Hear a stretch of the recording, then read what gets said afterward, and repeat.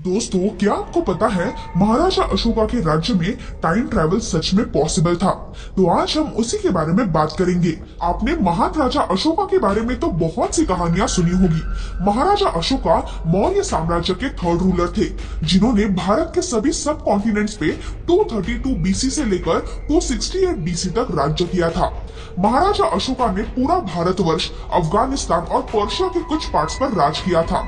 उनके शुरुआती दिनों में महाराजा अशोका काफी बुरे राजा माने जाते थे, लेकिन कलिंगा के युद्ध में उन्होंने काफी लोगों को पेन में सफर करते देखा और वो नजारा देखकर उन्हें बहुत बुरा लगा, जिसके बाद उन्होंने बुद्धिज्म कल्चर को एक्सेप्ट कर लिया।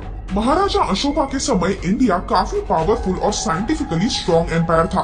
ये नॉलेज काफी यूजफुल था और महाराजा अशोका ये चाहते थे कि ये ज्ञान फ्यूचर में आने वाले लीडर्स को मिले और सिर्फ सही हाथों में ही रहे और इसका गलत इस्तेमाल ना हो। तो इस काम के लिए महाराजा अशोका ने 9 इंटेलिजेंट लोगों को चुना था, जिनका काम ये था कि इस ज्ञान की रक्षा करना, इन बुक्स को समय के हिसाब से अपडेट करना और सही इंसानों को वो बुक्स पास ऑन करना। वो 9 बुक्स कुछ इस तरह के थे। नंबर 1 प्रोपोगेंडा, जिसमें यह लिखा गया था कि साइकोलॉजिकल टेक्निक्स यूज करके लोगों को कैसे इन्फ्लुएंस करना है। नंबर 2 फिजियोलॉजी, जिसमें यह लिखा था कि किसी इंसान को सिर्फ टच करके कैसे मारना है। नंबर 3 माइक्रोबायोलॉजी, इस बुक में माइक्रो ऑर्गेनिजम्स के बारे में लिखा गया था। नंबर 4 एल्केमी, जिसमें यह लिखा गया था कि किसी भी मेटल को गोल्ड में कैसे कन्वर्ट किया जा सकता है। नंबर 5 कम्युनिकेशन, इस बुक में एलियंस के साथ कैसे बात करनी है ये लिखा गया है। नंबर 6 ग्रेविटी, इस बुक में विमान शास्त्र यानी फ्लाइट्स और स्पेसशिप्स कैसे बनाई जाए इसका ज्ञान है। नंबर 7 कॉस्मोलॉजी, इस बुक में टाइम ट्रैवल के सीक्रेट्स के बारे में लिखा गया है।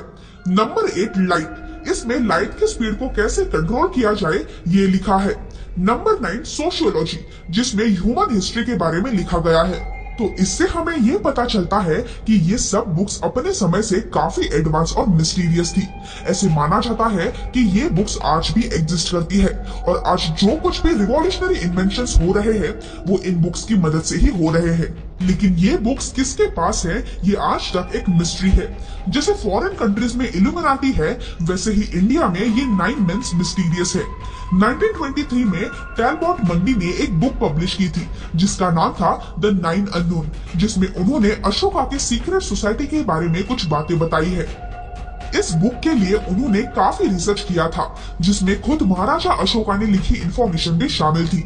इन सीक्रेट 9 मेंबर सोसाइटी के कुछ नाम सुनकर आप सच में हैरान हो जाओगे।